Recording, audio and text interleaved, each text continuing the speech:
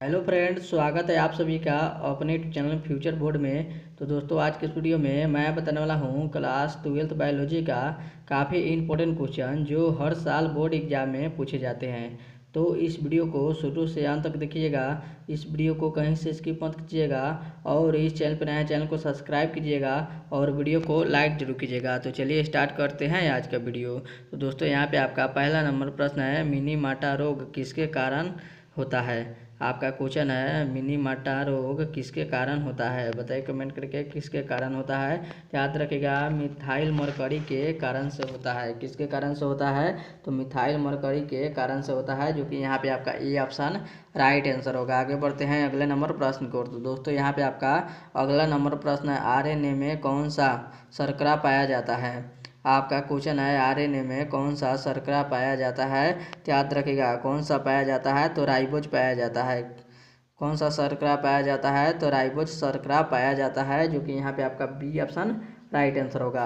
चलिए अगले नंबर प्रश्न को चलते हैं। तो दोस्तों, यहाँ पे आपका तीसरा नंबर सवाल है, प्रोटीन का निर्माण कहाँ होता है। आपका क्वेश्चन है, प्रोटीन का निर्माण कहाँ पे होता है। तो याद रखिएगा, कहाँ पे होता है, तो राइबोसोम में होता है। कहाँ पे होता है, तो राइबोसोम में होता है। यहाँ पे आपका सी ऑप्शन राइट आंसर होगा। कौन सा ऑप्शन सही होगा, तो सी ऑप्शन राइट आंसर होगा। आगे बढ़ते हैं अगले नंबर प्रश्न को। तो दोस्तों, यहाँ पे आपका अगला नंबर प्रश्न है, मानव शरीर में गुणसूत्रों की संख्या कितनी होती है। आपका क्वेश्चन है, मानव शरीर में गुणसूत्रों की संख्या कितनी होती है, तो 46 होती है। और जोड़ी में पूछे तो 23 होती है, जो कि यहाँ पे आपका सिंगल में पूछ रहा है, तो इसलिए यहाँ पे आपका 46 होगा। आगे बढ़ते हैं अगले नंबर प्रश्न को। तो दोस्तों, यहाँ पे आपका अगला नंबर प्रश्न है, मेंडल को किस नाम से जाना जाता है। बताइए कमेंट करके, मेंडल को किस नाम से जाना जाता है। तो याद रखिएगा, मेंडल को किस नाम से जाना जाता है, तो अनुवांशिकी के जनक के नाम से जाना जाता है। किसके नाम से जाना जाता है, तो अनुवांशिकी के जनक के नाम से जाना जाता है, जो कि यहाँ पे आपका बी ऑप्शन राइट आंसर होगा।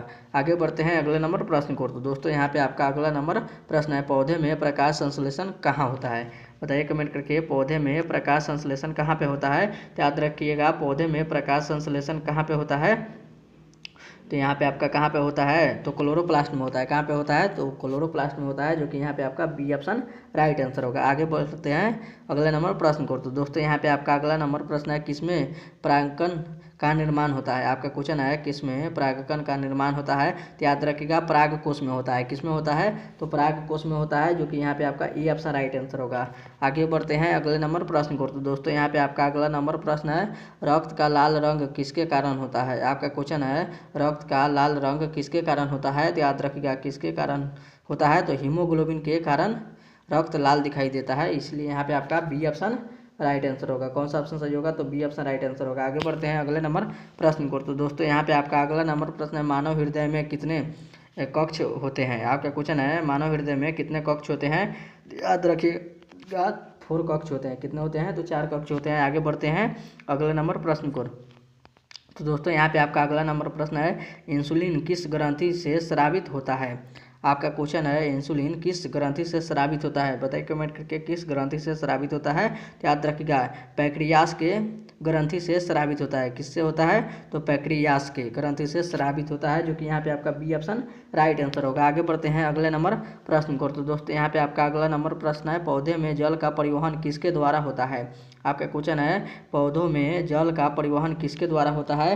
याद रखिएगा, किसके द्वारा होता है, तो जाइलम के द्वारा होता है। किसके द्वारा होता है, तो जाइलम के द्वारा होता है। यहाँ पे आपका बी ऑप्शन राइट आंसर होगा। आगे बढ़ते हैं अगले नंबर प्रश्न को। तो दोस्तों, यहाँ पे आपका अगला नंबर प्रश्न है, मनुष्य में श्वसन का मुख्य अंग कौन सा है। आपका क्वेश्चन है, मनुष्य में श्वसन का मुख्य अंग कौन सा है। याद रखिएगा, कौन सा है, तो फैराडे है। कौन सा है, तो फेफड़े यहाँ पे आपका सही होगा, फैराडे नहीं है, फेफड़े यहाँ पे आपका बी ऑप्शन राइट आंसर होगा। आगे बढ़ते हैं अगले नंबर प्रश्न को। तो दोस्तों, यहाँ पे आपका अगला नंबर प्रश्न है, कोशिका की खोज किसने की थी।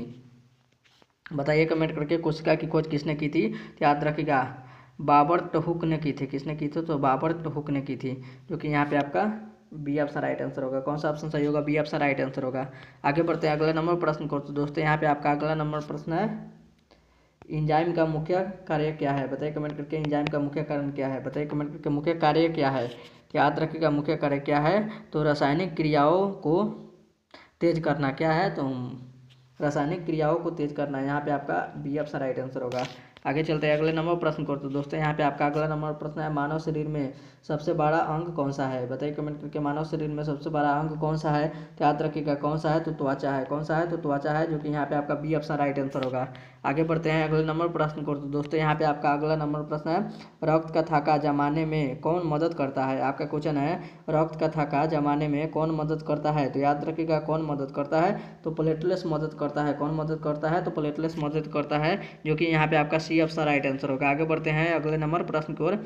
पौधे में भोजन का निर्माण किस प्रक्रिया से होता है? आपका क्वेश्चन है, पौधे में भोजन का निर्माण किस प्रक्रिया से होता है? बताइए कमेंट करके किस प्रक्रिया से होता है? तो प्रकाश संश्लेषण की प्रक्रिया से होता है, जो कि यहाँ पे आपका सी ऑप्शन राइट आंसर होगा।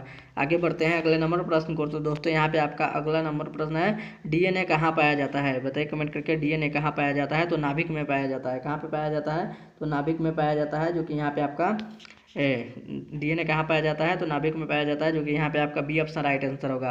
आगे चलते हैं अगले नंबर प्रश्न को। तो दोस्तों यहाँ पे आपका अगला नंबर प्रश्न है, मनुष्य में कितने दांत होते हैं? बताइए कमेंट करके, मनुष्य में कितने दांत होते हैं? तो 32 दांत होते हैं, जो कि यहाँ पे आपका सी ऑप्शन राइट आंसर होगा। आगे बढ़ते हैं अगले नंबर प्रश्न को। तो दोस्तों यहाँ पे आपका अगला नंबर प्रश्न है, विटामिन सी की कमी से कौन सी बीमारी होती है? आपका क्वेश्चन है, विटामिन सी की कमी से कौन सी रोग होती है, कौन सी बीमारी होती है? तो याद रखिएगा कौन सी बीमारी होती है, तो ये स्कर्वी होती है। क्या होती है? तो स्कर्वी होती है, जो कि यहाँ पे आपका बी ऑप्शन राइट आंसर होगा। तो ये था आपका वीडियो का लास्ट क्वेश्चन। तो उम्मीद करते हैं वीडियो आप सभी को बहुत ही अच्छा लगा होगा। तो इस वीडियो में जाते जाते इस वीडियो को जरूर एक लाइक कर दीजिएगा, और चैनल पर नया चैनल को सब्सक्राइब जरूर कीजिएगा। तब तक मिलते हैं अगले वीडियो में, तब तक bye bye, thank you for watching. मिलते हैं अगले वीडियो में।